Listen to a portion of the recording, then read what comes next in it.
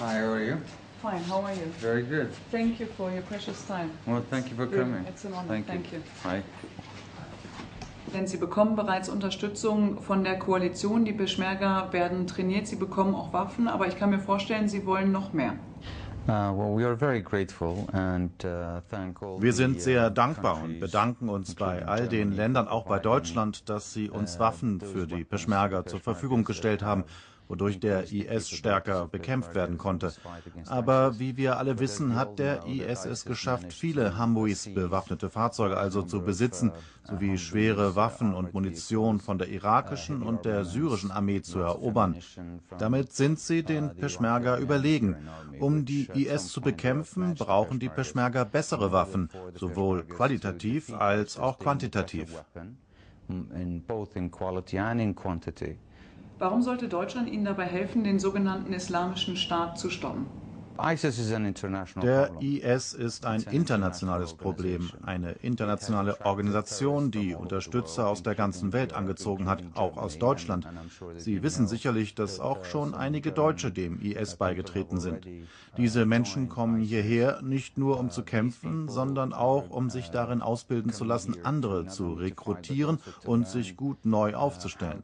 Wenn sie dann in ihr Herkunftsland zurückkehren, könnten sie dort womöglich ein noch größeres Problem darstellen.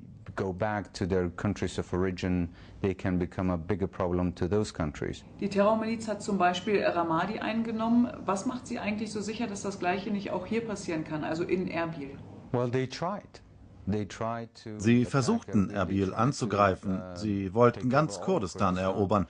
Aber Gott sei Dank konnten wir sie mit Hilfe der Peschmerga und der internationalen Gemeinschaft stoppen. Doch wenn man dem IS die Chance lässt, anzugreifen, dann macht er das auch. Wie wir sehen, ist der Kampf gegen den sogenannten IS ja nicht gerade besonders einfach. Wie wollen Sie denn die Milizen stoppen? Leider wird es sehr lange dauern, die Ideologie des IS zu zerstören. Ihn militärisch zu zerstören ist sicher nicht so leicht, aber auch nicht unmöglich.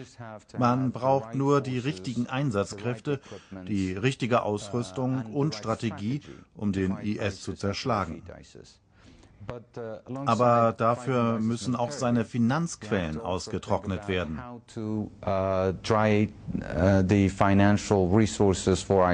Werden Sie Seite an Seite mit der irakischen Armee kämpfen, um zum Beispiel Mosul wieder zurückzuerobern? Wir haben kein Problem damit, gemeinsam mit der irakischen Armee zu kämpfen und haben das auch schon getan, wenn sich eine Gelegenheit dazu ergab. Mosul zurückzuerobern steht definitiv auf unserer Agenda. Natürlich erfordert das die Zustimmung unseres Parlaments, um die Peschmerga außerhalb des kurdischen Gebietes aufmarschieren zu lassen. Sie verstehen, wie wichtig es ist, Mosul zu befreien, denn Mosul wurde zu einer starken Basis des IS, die Kurdistan bedroht.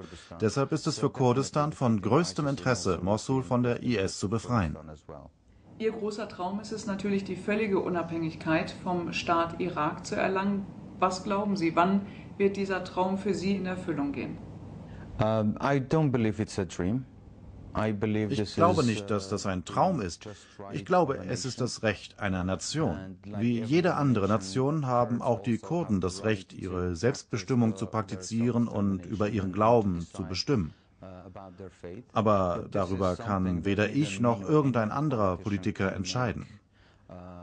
Um genau zu wissen, was das kurdische Volk will, müssen wir ein Referendum abhalten, um direkt von den Kurden zu hören, was sie für ihre Zukunft wollen. Aber die Antwort auf diese Frage ist doch klar. Für mich ja. Ich hoffe, die restliche Welt sieht das auch so. Herr Barzani, meine Exzellenz, vielen herzlichen Dank für das Interview. Well, thank you so much.